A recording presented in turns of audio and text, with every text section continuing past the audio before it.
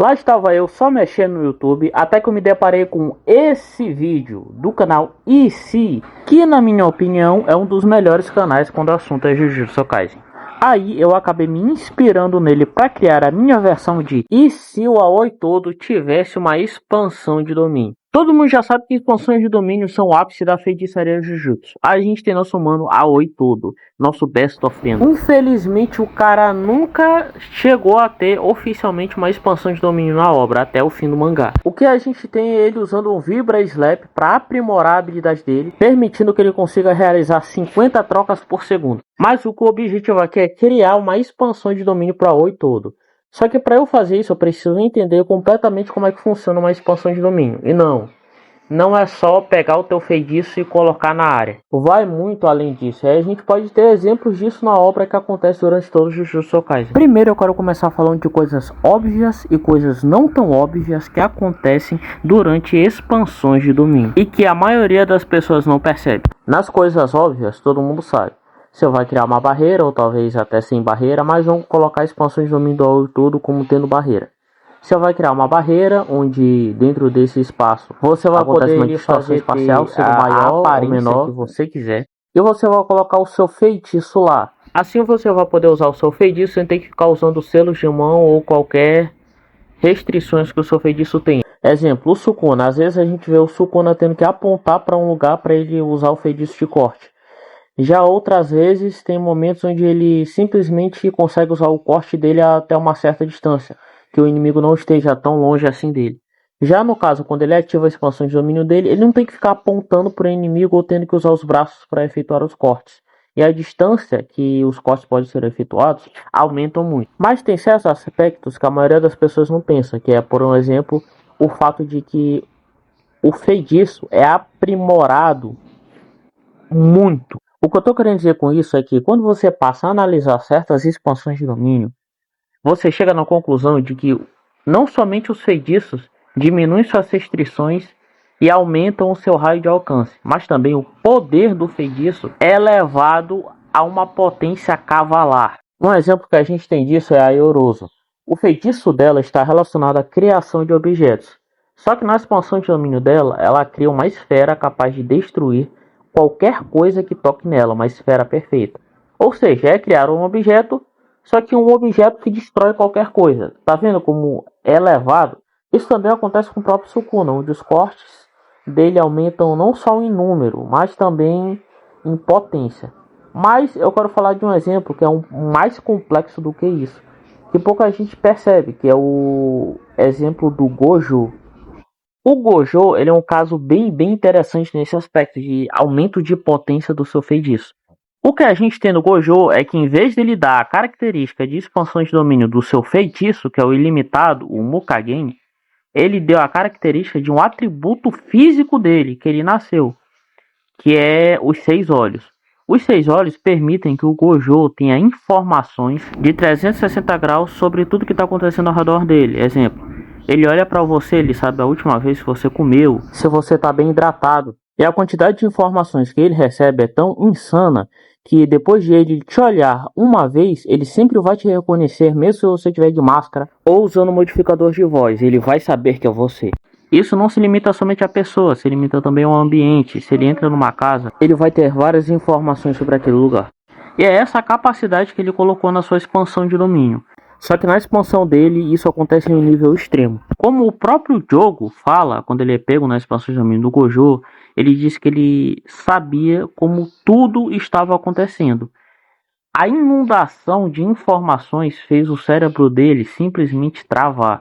Só que no caso do Gojo, não acontece dessa forma. O Gojo recebe várias informações, é claro, só que não ao ponto de fazer com que o cérebro dele simplesmente trave, não. Só que os alvos da expansão de domínio do Gojo ficam nesse estado. Mais uma vez provando que não se trata de apenas aprimorar o raio de alcance do feitiço e diminuir as suas restrições, mas também de aprimorar o seu efeito muito. E aí a gente chega na expansão de domínio de Aoi todo. Diferente do Gojo, ele não tem nenhuma característica física mítica, como é o caso do Gojo com 6 olhos. Ou seja, ele vai ter que colocar o feitiço dele na expansão, como é o mais comum. Então, como é que ficaria a expansão de domínio dele? Como é que eu pego o Boogie e aprimoro ele? Para começar, o sinal de mão que eu coloquei pro Todô é esse aí, com uma posição dos dedos de uma forma bem caótica, já que é isso que o Boogie se trata. Ao ativar a expansão de domínio, a aparência dela por dentro vai ser de uma arena semelhante à arena de Baki, só que na arquibancada, em vez de ter só pessoas torcendo, vão ter pessoas que vão estar lá como se eles estivessem assistindo um show de idol, com aqueles negócios brilhantes nas mãos e batendo palmas. Por quê?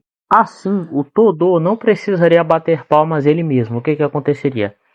As pessoas ao redor, cada vez que elas batessem palma, o Todô iria poder ativar o Boogie e ele próprio não teria que se preocupar com ativar a habilidade dele. Assim ele poderia realizar muito mais trocas do que de costume. E a outra parada que eu pensei para a habilidade dele era, de novo, já que as expansões de domínio elevam a habilidade a um nível nunca visto antes, então eu pensei o seguinte: e se o Todô, em vez de trocar apenas de lugar com as coisas, ele pudesse trocar também de lugar, não as pessoas em si, mas os seus feitiços? Exemplo, quando o Todô ativasse a expansão de domínio dele, ele poderia, as pessoas iriam bater palmas, e aí ele poderia ativar a habilidade dele para, em vez de trocar de lugar com a pessoa, ele ficar com o feitiço da pessoa e a pessoa ficar com o Boogie durante a expansão de domínio. Exemplo, Todô versus Sukuna. Durante essa batalha ele poderia ativar a expansão de domínio dele e aí as pessoas iriam bater palma, ele iria ativar o Boogie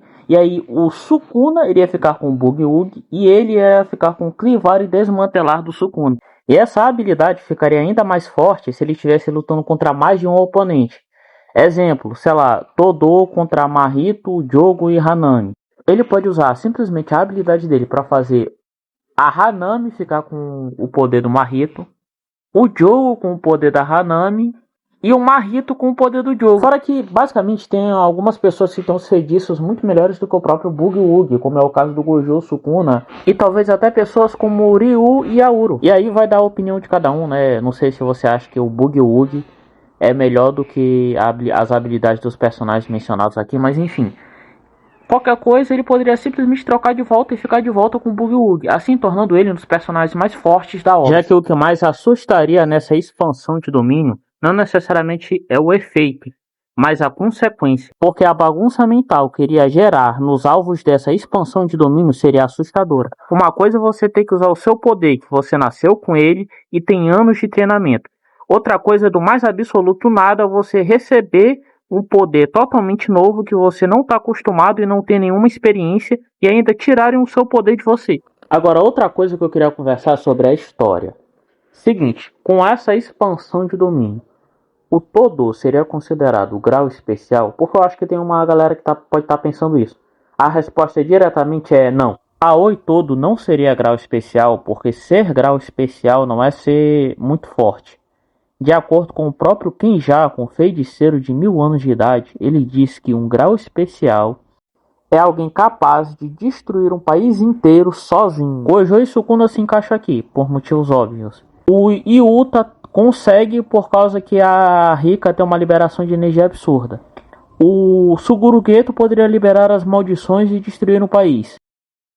E por último, a gente teria o diretor da escola Jujutsu, que ele poderia criar vários bonecos e comandar esses bonecos para eles destruírem um país inteiro.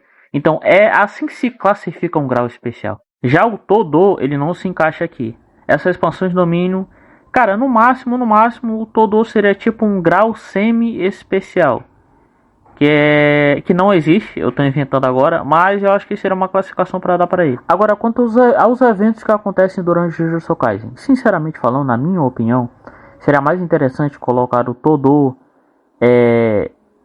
descobrindo essa expansão de domínio depois de Shibuya, numa realidade onde ele não perdeu a mão na luta contra o Burrito, para ele aparecer na batalha final contra o Sukuna, tendo essa expansão de domínio no lugar do Vibra Slap. Aí eu acho que seria muito interessante e o Sukuna poderia até ser derrotado mais fácil, mas isso é papo para outra história. Enfim, rapaziada, esse foi o vídeo, eu espero de verdade que vocês tenham gostado. Deus abençoe vocês e continue para ver os próximos vídeos que eu vou postar. Valeu, é nóis.